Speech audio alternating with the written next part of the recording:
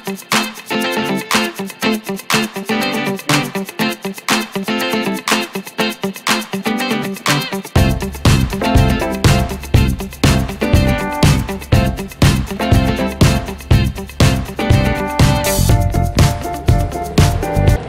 everybody, this is Dear Mama Sal, and it is Tuesday morning.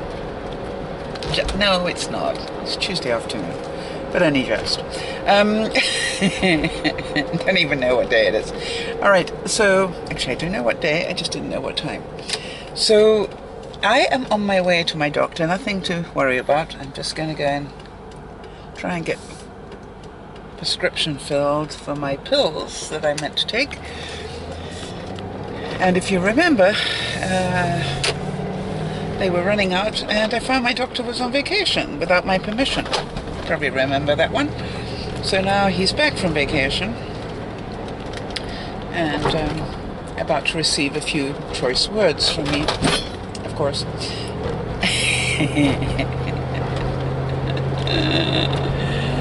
How dare he. I've had some great emails coming in and notes on the videos and things. A couple of things that came in. At least one of the viewers, who's a regular viewer, wrote to me about some really tough stuff that's been going on with her life. And what absolutely stunned me was that she wrote and said, "You're the first person I'm writing to tell about this. And isn't it strange that I don't know you personally, but I trust you to this degree?" And I was very humbled by that comment, I must admit. And thank you, and I hope that writing to me helped. You know who you are. And certainly you in turn have done more than your fair share of supporting the Dear Mama Sal network in your time. So, and I hope for many, many years to come. However, we all go through these tough times. You know, it's just part of life. You know, if life were easy,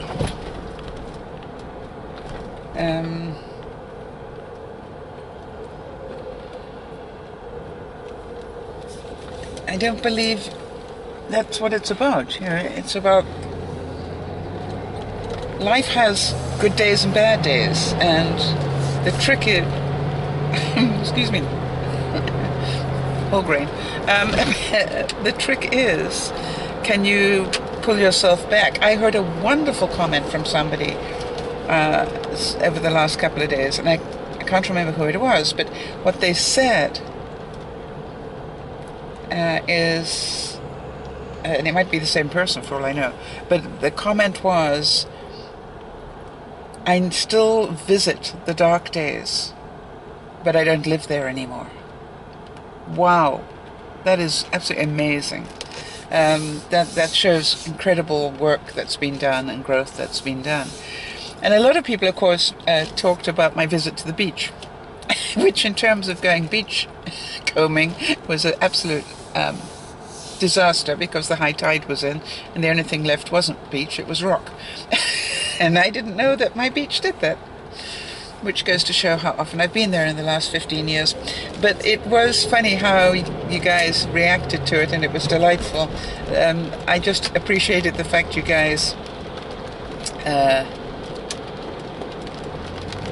enjoyed the fact that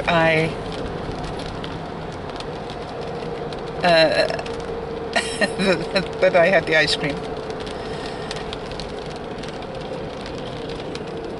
And of course I had an ice cream. If I'm going to go to the beach to nurture my child, then I have to do the things my child would appreciate. For example, eat ice cream. And by the way, even when the lady in the store was serving it, she gave me a single serve and went, "Single serve, right?" And I said, "No. No, I don't want one scoop. Why would I have one scoop? I'm here to..." I had two. Now, of course, that will through over the lips and onto the hips, you know, so I know that I'm going to have to do extra work walking now. However, that's a little bit sort of difficult, because as you may or may not be able to see through the windows, the wet, slippery stuff has arrived. And I say slippery because after weeks and weeks of sunshine, when this rain hits it, you do understand that the road will be very slippery, because you've got lots of oil on the road, and then you've got the sheen of water over the top of it, and not a good combination from what I've heard. So it was good to hear.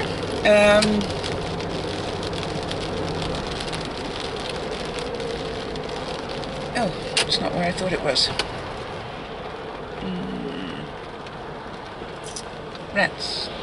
That's caused a major international problem here.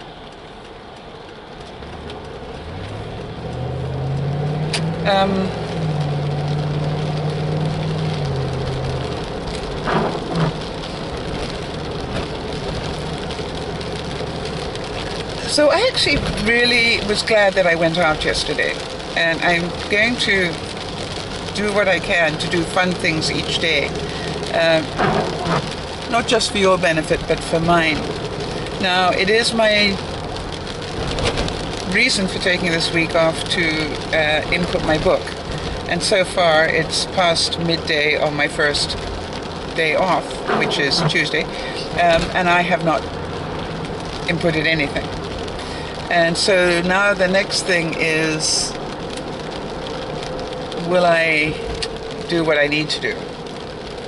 So it's a bit more discipline going to need to come in now. I sincerely hope so.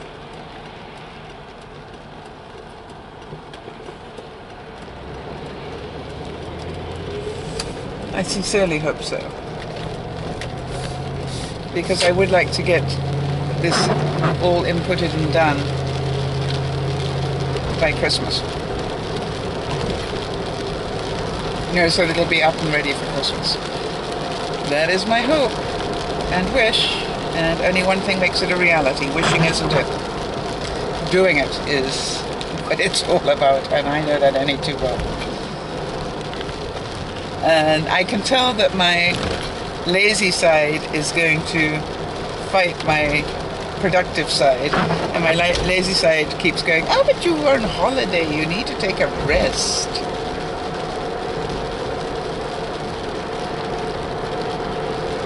Yeah, right. And then why did you take the holiday? To do the book. So I think I need to do 20 pages a day. I think that's what I worked out.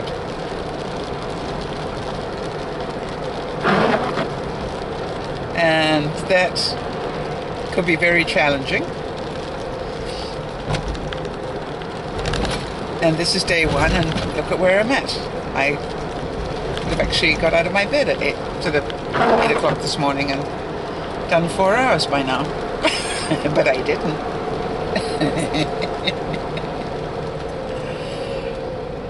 And then there were a lot of you that wrote to me about the broadcast that we did where we laughed until we cried. And we haven't done too many laugh until you cry broadcasts lately. And so I'm glad we got one in. So I just pray nobody came for help that day, because we weren't really functioning at that level. But, you know, there's something about a group of people who know each other pretty well getting together, and I just don't know how to describe it. It was just one thing after another, and it was so funny, and it was so delightful.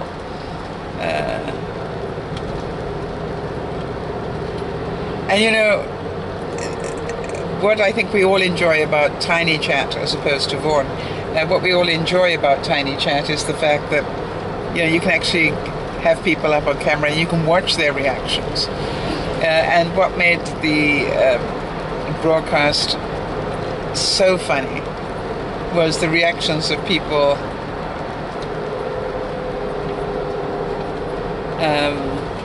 the body language. approach. It was like watching Alice trying to keep a straight face, which she failed at miserably. It was, just amazing to watch.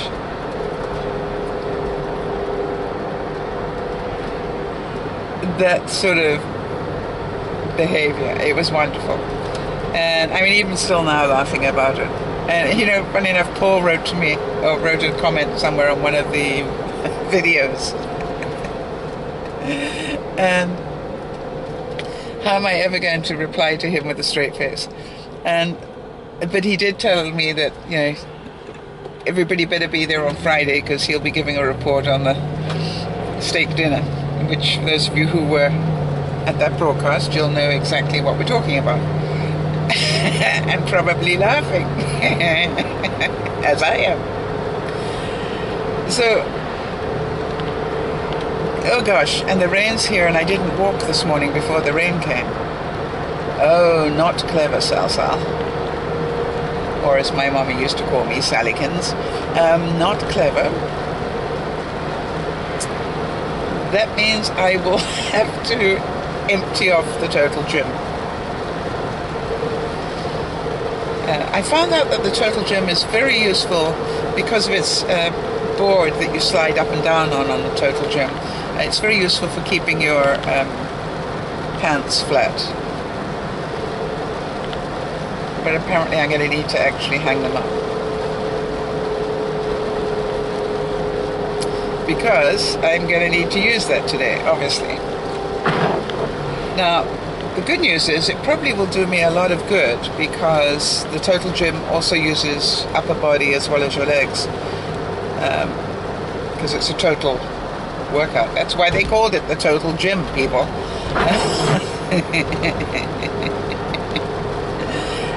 And it really does, I must say, it is probably the most effective exercise that I can do, because it takes very little to do a lot. And it'll be interesting to see, as the wet weather comes in, just how well I do. And I want to thank Sam. Now, Sam is a lady. Sam wrote to me with an idea for one of my does it work type things. And it was actually something I already do, which made me chuckle. But she was absolutely right. And she said she wasn't surprised I already did it. But it really is. It's a great thing. Anyway, I'll do a video on it so that you guys will know.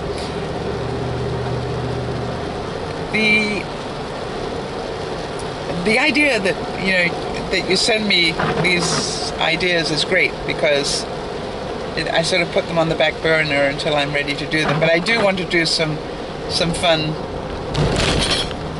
bits over the week to entertain myself.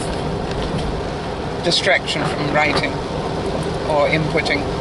I'm really sort of sitting here going, should I cut my nails? Because typing on my laptop is going to be a lot easier if I don't have long nails. And then I think, no, I'd rather correct.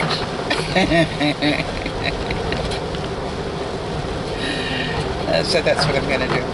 And what was the other thing that I have to report on?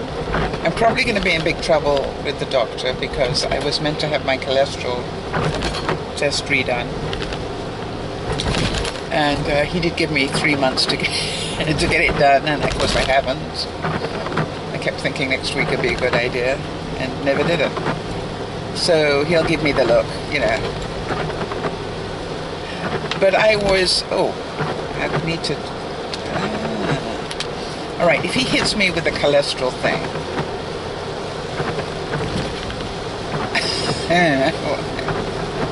We have a love-hate relationship, my doctor and I. It's really quite amusing. If he's in a good mood, we sit and chit-chat about world news and all sorts of stuff at quite a level. And, you feel quite guilty because there are people waiting in the waiting room. But I get a feeling that if he's had a bad day of what I call not very amusing or erudite type people, that when I walk in, I pay the price for that. If he's got any good jokes, he's holding them up for me. And or if somebody's driven him insane, you know, oh, Sal's here, I'll tell her. He uses me as a venting person. And so it really is quite funny. But I can think of all the years, all the years that every time I went there, how's the smoking going? And I go, just great, thank you. Thank you so much for caring. You know, I always thought it was so kind that he asked me that question. You know, it's not many doctors that actually ask you how it's going when you're smoking. And he did, and I really, I really appreciated that. But the only thing is, since I quit, he doesn't keep asking me how's the not smoking going.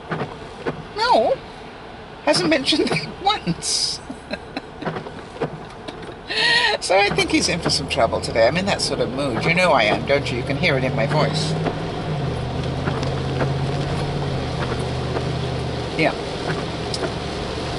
And it's the same way as, I think it was Patty D that, or somebody anyway, that said, you know, what they love to watch is the glint in my eye when I talk about my 20s.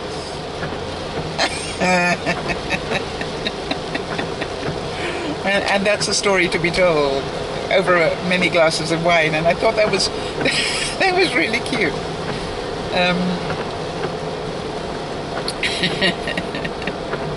But you know, I do have good memories of my youth, and I say my youth, but I really do. You know, I might have had a tough life in some places, but boy, did I have a fun life in others, you know. So, and I think that's the whole point, you know, you don't get one without the other, yin and yang. And I'm very, very grateful. And I think as well, it might have been Patty again, but I'm not sure. But somebody also said to me, they actually enjoy watching me because they realize that I have something to live for. You know, that doing this is my reason for getting up in the mornings, other than to go to work and earn the money to pay my bills. But really my love is doing this. There's no doubt about that. And they can hear it in my voice, they see it in my reactions to things and so forth. And they're saying that they really realize that they're getting older and they're just going through the days. They're not actually, they don't have a new hobby to entertain them. And so I would, the same as last week, I was talking about the fact that, you know, you need to do things to nurture that child inside you, because it brings back the smile, it brings back the happiness, the lightness, I really don't care what people think as I, you know, drop my melting ice cream all over me. Actually, I managed to miss me. It got my feet, I think, at one point. But I was talking too much and not slurping enough on that ice cream, but it was good. Definitely going to go back for another one of those one day. And so, you know, the trick here is, you know, what are you doing to make your life enjoyable? Or are you waiting for somebody to make your life enjoyable for you? Because that's what I did for so much of my life. You know, it'll be better if I get remarried. You know, I'll have more fun. Or, I need somebody to take me out. And then I'll have fun. Well, you know, all those things are stupid. They're really stupid. You know, you could die waiting for that, in my case. So I decided not to do that. And I decided to do things to entertain myself. And quite honestly, Dear Mama Sal was a very large part of that entertainment. That sounds not quite right. But you know what I'm saying, is that I had this creativity, I had this need to do what I could to help. And if I couldn't do it any other way, I did it this way. And you know, if I look at the creative part of me, the artist in me, and I call it that, you know, if God grants me lots of years to do this, hopefully I will have left enough material to help a lot of people for a long time. I would like to believe that. You know, I would like to believe that people will continue to enjoy some of these videos a long time hence. I always think that's such a nice word, hence. But you know, years later, I would love to know that somebody was still picking up the odd video, very odd, we know, the odd video and getting something helpful out of it. And it's not that I actually planned originally to be some sort of role model in all of this, but apparently I am, and I'll take that on. I don't mind that role at all. I believe that knowing in some way that I would be a role model if I quit smoking actually helped me a great deal to continue to quit smoking. And when, oh, do be quiet, you silly windshield wipers. I have this problem with you every year. You just interrupt with it.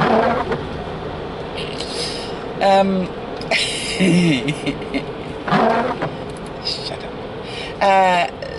So I look at it and I go, gosh, that was helpful to me. Because even if I got tempted, you know, I didn't want to go back to smoking because I knew there were people that were looking at me and saying, well, if Sal can do it, I can do it. And Carrie, I know that you have become that role model as well. Because there's no doubt in my mind that you went through a much tougher series of stuff in the last few months. A much tougher road and much more of a reason to start smoking again, and you haven't. Way to go, girl. I am so proud of you. I mean, it just is mind-blowing how proud I am of you, because you surely had every excuse in the book, and you decided to look after you. I think you'll find, Kerry, that that's going to be a major breakthrough in your life when you realize that you can put yourself. Oh, I got a new Starbucks here. Oh, how cute is that? Might have to take a little wander. You know how you look at it and you go, if you are capable of doing that, it probably is a major turning point in your life.